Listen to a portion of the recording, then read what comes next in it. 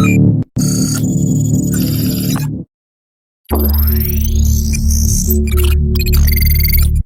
Guys, अस्सलाम वालेकुम। Welcome back to hacking with कैन। तो आज हम लोग करने वाले हैं एक इम्पोर्टेंट कॉन्सेप्ट नेटवर्किंग के रिलेटेड, और हमें इसका पता होना चाहिए, और हमें यानी कि इससे बहुत ज़्यादा फ़ायदा होता है जानने में कि इंफॉर्मेशन गैदरिंग में हमें बहुत ज़्यादा फ़ायदा हो जाता है। अब इस कॉन्सेप्ट का नाम है डीएनएस। डीएनएस बेसिकली मैंने वीडियो का टाइटल भी डीएनएस रखा है। मैंने लिखा है कि what is DNS and how can you find it, how it works वगैरह जो भी है। ठीक है, अब डीएनएस काम कैसे करता है, पहले तो बात डीएनएस काम कैसे करता है आ गई बात। लेकिन उससे पहले अगर हम जाएं तो डीएनएस होता है क्या, हमें पहले ये पता होना चाहिए। तो अपनी कॉपी पेंसिल उठा लो और शुरू करते हैं। डीएनएस बेसिकली इसका एब्रीविएशन है डोमेन नेम सिस्टम। अब डोमेन नेम सिस्टम क्या चीज़ होती है यार, पहले तो हम बात कर लेते हैं डोमेन। डोमेन क्या होती है एक वेबसाइट की यार? डोमेन जो होती है ना, बेसिकली वेबसाइट का नाम होता है। अब गूगल की डोमेन क्या है? google.com। ये एक डोमेन है। किस चीज़ की डोमेन है? गूगल की डोमेन है, गूगल की अपनी डोमेन है। गूगल की सब डोमेन क्या हो सकती है? google.com .gmail शायद, लेकिन है यानी कि गूगल का ही है ना, तो ये आपकी सब डोमेन्स में आ सकती है। लेकिन सब डोमेन्स वाला टॉपिक बात का है, वो हम बाद में देखेंगे। अभी सिर्फ हम रहते हैं डोमेन्स पे।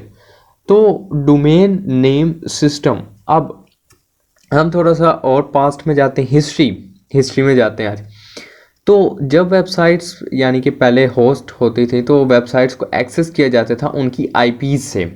वेबसाइट्स की एक आईपी होती थी, यानी कि उस सर्वर से उस वेबसाइट को एक्सेस किया जाता था।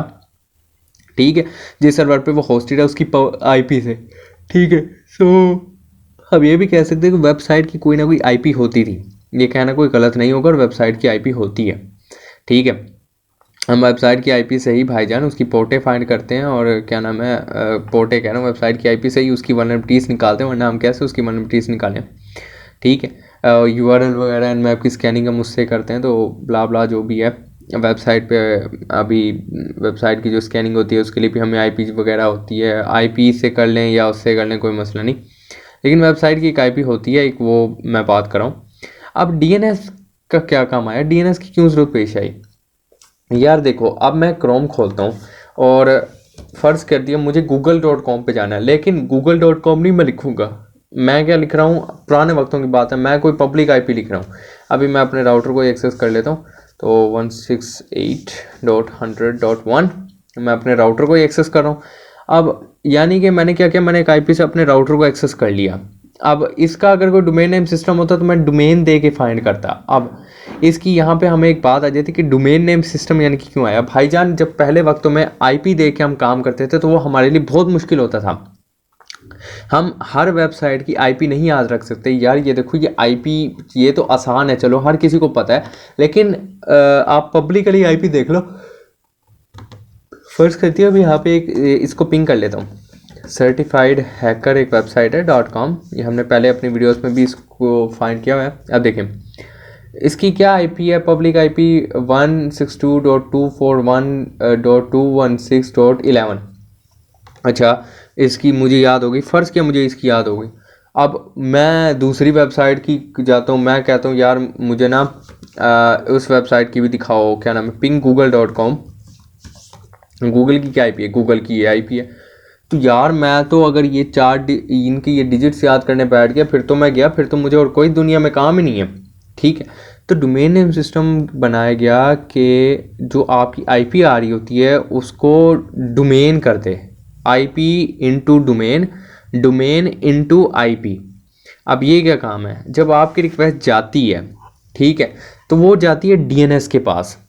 डीएनएस सर्वर क्या करता है, आप यानी कि उसके पास रिकॉर्ड्स होते हैं बाकायदा, डोमेन नेम सिस्टम होता है पूरा, वो बाकायदा डोमेन्स चेक करता है, मैच करता है। अच्छा, ये आईपी चीज़ के वो आपको फिर वेबसाइट पे लेके जाता है। लेकिन मैंने एक बात की कि IP to domain, domain to IP, लेकिन भाईजान डोमेन से वापस आपको उस आईपी पे लेके आता है। आपको बेशक शो हो रही होती है कि वेबसाइट google.com यूआरएल में, लेकिन बेसिकली हो तो काम आईपी का रहा होता है ना, यानी कि आईपी टू डोमेन, और जब वापस आएगा तो डोमेन टू आईपी।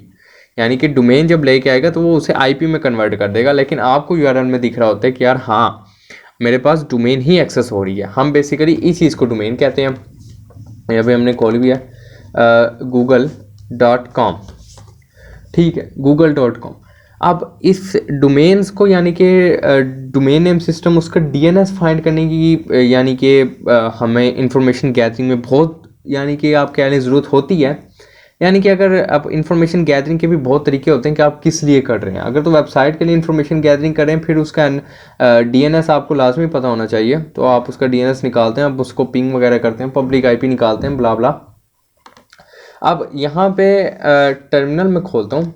अब डीएनएस की तो बात आ गई। डीएनएस तो हमने यानी कि देख लिया कि यार डीएनएस होता क्या है, उसके कॉन्सेप्ट क्या है, यानी कि वो काम कैसे करता है। IP to domain, domain to IP. कोई भी बंदा आपसे प्रोफेशनल आके पूछता है यार डीएनएस क्या होता है, आपने सीधा कहना है भाईजान domain to IP, IP to domain, यही काम होता है भाईजान। बेसिकली आपको डोमेन को आईपी में कन्वर्ट करता है और जब वापस आता है तो आईपी को डोमेन में कन्वर्ट कर देता है, ठीक है। इस डीएनएस ने हमारा काम बहुत आसान कर दिया कि हमें आईपीज़ नहीं लिखनी पड़ती हैं ब्राउज़र पे, हम सीधा वो डोमेन का नाम देते हैं। डोमेन का नाम हमें याद रखना भी आसान होता है क्योंकि वो अल्फ़ाबेट है। अल्फ़ाबेट याद करना हमारे लिए बहुत आसान है। ABCDFGHIJKLMNOP QRS UWXYZ, यानी कि आपको अपने नाम याद हो जाते हैं। google.com वेबसाइट्स के भी तो ऐसे ही नाम होते हैं, लाइक टर्मिनोलॉजीज़ पे लाइक nmap की अलग वेबसाइट है, google.com तो बहुत फेमस है, फिर youtube.com है। तो ये हमें यानी कि इतने याद करने में यानी कि इतनी दिक्कत नहीं होती। अब आ जाते हैं अब इसका डीएनएस किसी वेबसाइट का फाइंड कैसे किया जाए। अब बात आ गई, आपने अपना तो कर लिया लेकिन डीएनएस फाइंड कैसे किया जाए। तो उसके लिए एक टूल है NSStat था मेरे ख्याल से, NSStat। NSStat तो नेटस्टैट है, वो तो दूसरी चीज़ है। NS लुकअप जो होता है वो आपको डीएनएस बताता है। तो मैं सर्टिफाइड हैकर का ही करके देखता हूँ, एक मिनट। certifiedhacker.com, ठीक है, कॉम लिखना पड़ेगा। अब देखें ये तो आ गया server address, non authoritative user, ये आई गेस ये मेरा है। एक मिनट मैं अपनी पब्लिक आईपी देख लेता हूँ ताकि उससे आपको बता दूँ कि इसका रिकॉर्ड कैसे सर। मैं पब्लिक आईपी, अब व्हाट्स पब्लिक आईपी आपको ये किसी वेबसाइट से मिलेगी। आप ऐसे जाएं माई पब्लिक आईपी ऐसे गूगल पर लिखेंगे, वो आपको बता देगा कि आपकी 203.245 यानी कि ये है। तो यानी कि इसका 203 और देखें सर्वर ये है और एड्रेस क्या है, यानी कि इसका नॉन अथॉरिटेटिव आंसर, यानी कि ये हम वैसे ब्राउज़र पे चेक करके देखते हैं, मैंने कभी ऐसे किया नहीं है। यानी कि उसके डोमेन एड्रेस को वेबसाइट पे डालो, हो सकता है हमें वेबसाइट मिल जाए, नहीं मिली, यानी कि सर्वर में है ही नहीं। तो यानी कि बेसिकली वो क्या कर होता है, वो आपके आईपीस को तो मैच नहीं कर रहा ना, वो तो बेसिकली डोमेन से उसे मैच कर होता है जो आप डोमेन डालते हैं। तो सिस्टम फिर अजीब हो जाता है। अच्छा, तो हम एक और काम करते हैं। अब ये तो हो गया NS लुकअप से फाइंड करने का तरीका। अगर NS लुकअप नहीं है, आपको यूज़ नहीं करना आ रहा, ब्रोकन हो गया, बहुत कुछ हो गया, ब्ला ब्ला ब्ला ब्ला जो भी है, भाईजान इस वेबसाइट पे भी DNS लुकअप का टूल दिखा, ये तो मैंने अभी देखा है। तो DNS का, अब DNS क्या है, DNS certifiedhacker.com, ठीक है। डोमेन नेम एड्रेस उसने दे दिया, हमारे पास यहाँ पे क्या आया था 162, सेम एड्रेस आ गया, ओके हो गया, ठीक है। इसके बारे में मोर इन्फॉर्मेशन निकालनी है तो मोर इन्फॉर्मेशन निकाल सकते हैं, सिटी, प्रोवो, यूटा, तो सारी इन्फॉर्मेशन दे रही है। तो फिर आप इन्फॉर्मेशन गैदरिंग करते हैं तो आपको पता लगता है।